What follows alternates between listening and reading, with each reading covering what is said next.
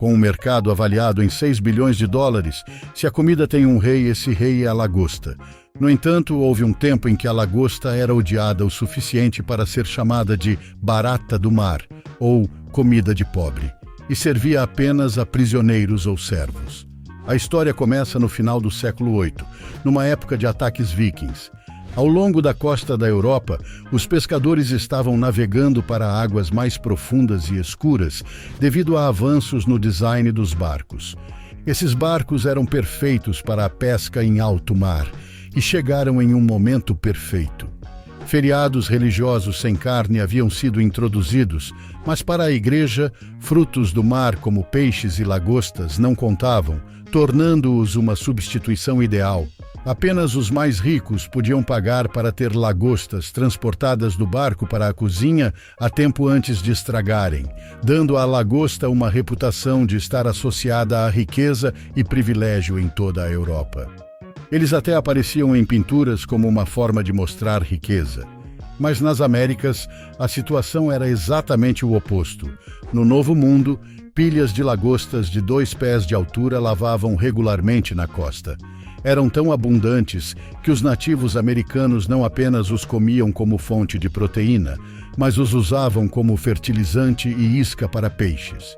À medida que os colonos se mudavam para a região, as lagostas eram tão desvalorizadas que eram chamadas de comida de pobre e servidas a prisioneiros e servos. Servos que tinham voz em seus contratos se recusavam a comer lagosta mais de 3 vezes por semana, e lendas urbanas afirmam que os prisioneiros consideravam as refeições de lagosta como um castigo tão cruel e incomum que levava a motins na prisão. Isso ocorreu porque a lagosta estava sendo cozida da maneira errada, resultando em sua rápida deterioração e as pessoas tecnicamente comendo carne podre. Naquela época, as lagostas eram cozidas depois de serem mortas como qualquer outra carne. O que as pessoas não percebiam era que, quando mortas, as lagostas liberam uma enzima que apodrece o resto de seu corpo, dando à carne um cheiro ruim, uma textura mole e um gosto terrível.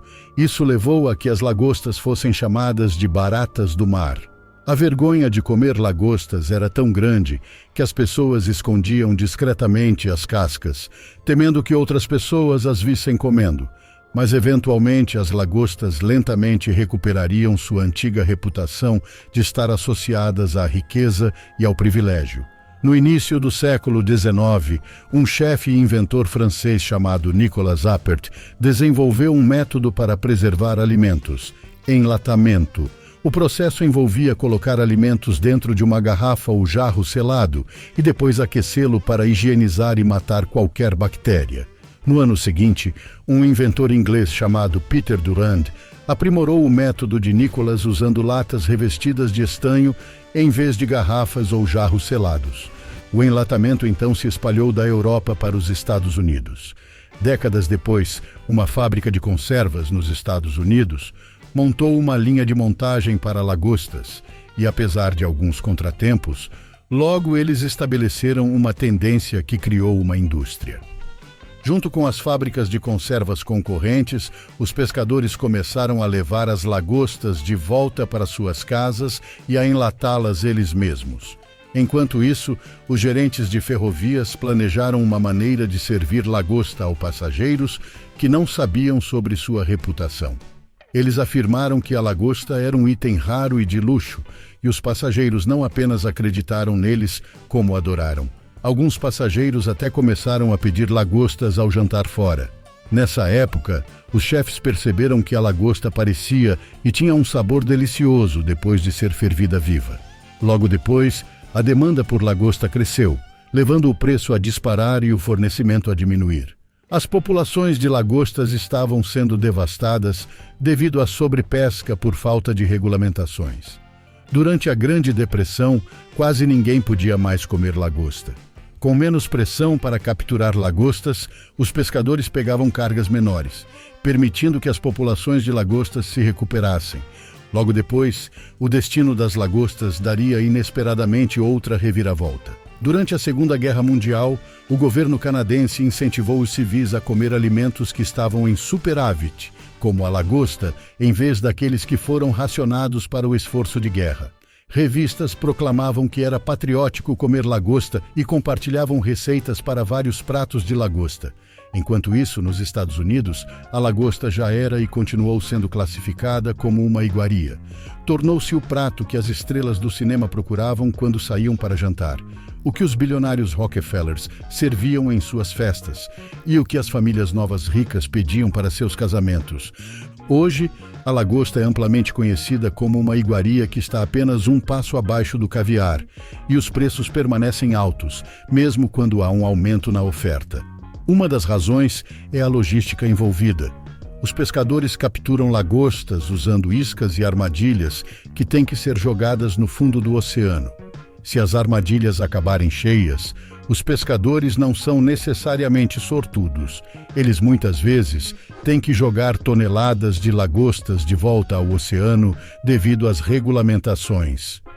Quanto às lagostas que podem ser mantidas, suas garras são amarradas e colocadas no gelo antes de serem levadas de volta à costa. Depois disso, elas precisam ser mantidas em tanques de água salgada antes de serem enviadas vivas. E quando estão sendo enviadas, precisam ser mantidas frescas e úmidas e ter oxigênio suficiente para sobreviver. Tudo isso aumenta o custo de distribuição delas. Outra razão pela qual os preços da lagosta permanecem altos é para manter sua imagem de luxo. De acordo com estudos, as pessoas costumam supor que há uma ligação entre preço e qualidade, e algumas obtêm mais prazer com produtos mais caros. E enquanto um produto considerado caro pode afastar negócios, as pessoas geralmente desconfiam de produtos mais baratos. Então, mesmo quando o preço de atacado da lagosta é reduzido por causa de uma boa safra, muitos restaurantes optarão por manter o preço alto para manter sua imagem de luxo e fazer com que outros itens do cardápio pareçam mais razoavelmente precificados. Apesar de saber tudo isso, alguns clientes podem não se importar e simplesmente ficar felizes em colocar as mãos em alguma lagosta. Porque, segundo relatos, uma escassez de lagostas pode estar chegando em breve. Arenque e cavala são procurados como isca para lagostas e agora são difíceis de encontrar devido à sobrepesca. Enquanto isso, no Canadá, o Departamento de Pesca e Oceanos foi tão longe a ponto de fechar as pescarias de arenque e cavala. Em algumas áreas, os preços das iscas subiram até 50 centavos por libra, o que é muito, considerando que um barco de pesca normalmente utiliza cerca de 500 quilos de isca por dia. Além desses desafios, alguns países começaram a proibir a fervura de lagostas vivas. Ativistas argumentaram que é desumano, já que as lagostas podem sentir dor. No entanto, um pesquisador contrapôs que os cérebros das lagostas são incapazes de processar a dor e que as evidências de que elas podem sentir são fracas. Apesar desses desafios, o mercado de lagostas hoje vale 6,3 bilhões de dólares e espera-se que cresça para mais de 11 bilhões de dólares nos próximos anos. Esta é a história de como a lagosta passou de ser chamada de barata do mar para se tornar um prato gourmet. Para mais histórias das maiores indústrias de hoje, certifique-se de se inscrever no Rota da Descoberta e tocar o sino para que você nunca perca um episódio.